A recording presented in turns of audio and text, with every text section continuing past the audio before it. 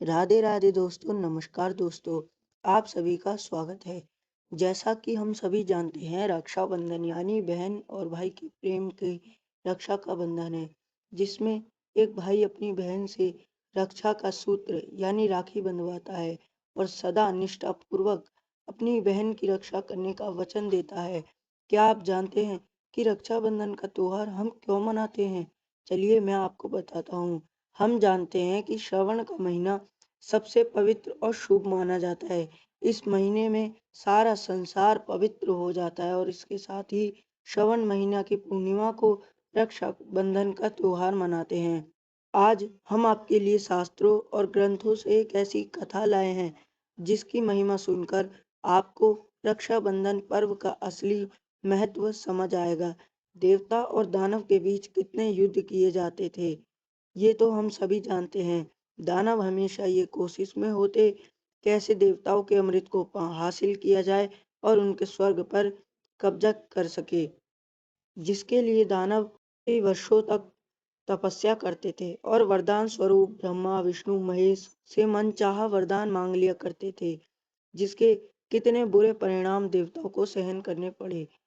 राजा बलि, जो कि राक्षस राज थे, उनका जन्म तो राक्षस कुल में हुआ था, परंतु उनका व्यवहार राक्षसों जैसा नहीं था, क्योंकि महाराज बलि प्रहलाद जी के पुत्र थे।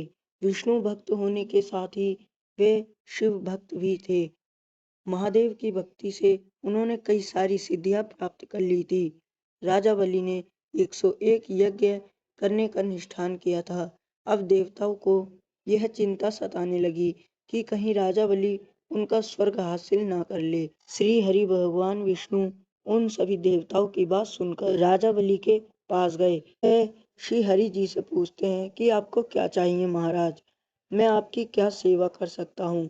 भगवान विष्णु वामन अवतार में कहते हैं, मुझे क्या आप 3 पग भूमि दे सकते हैं। राजा बलि ने वचनबद्ध होकर उनसे कहा, आप 3 पग भूमि प्राप्त कर सकते हैं। राजा बलि से वचन प्राप्त कर भगवान विराट रूप धारण कर लेते हैं।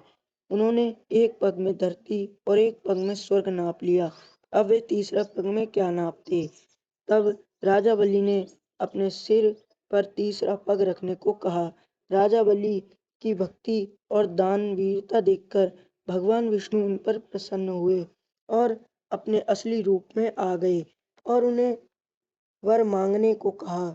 तब राजा बलि ने भगवान विष्णु को अपने साथ पाताल में रहने को कह दिया।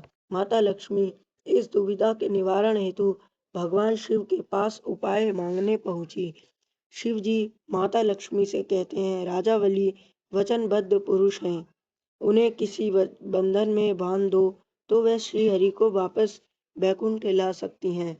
माता लक्ष्मी अब पाताल लोक में पहुंची और एक नाग कन्या का रूप धारण कर लेती हैं।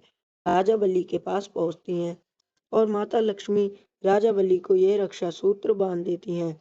राजा बलि माता को वचन देते हैं वह सदैव उनकी रक्षा करेंगे और उन्हें मनचाहा वरदान भी देंगे। तब माता लक्ष्मी अपने दिव्य स्वरूप में आती हैं और उनसे श्री हरि मांग लेती हैं। तब राजा बलि उनसे कहते हैं कि आज से जो भी स्त्री किसी पुरुष को भाई मानकर अपनी रक्षा का वचन मांगी, भाई के बंधन में बंध जाएगा। तभी से दोस्तों हम रक्षाबंधन का पवित्र त्योहार मनाते हैं।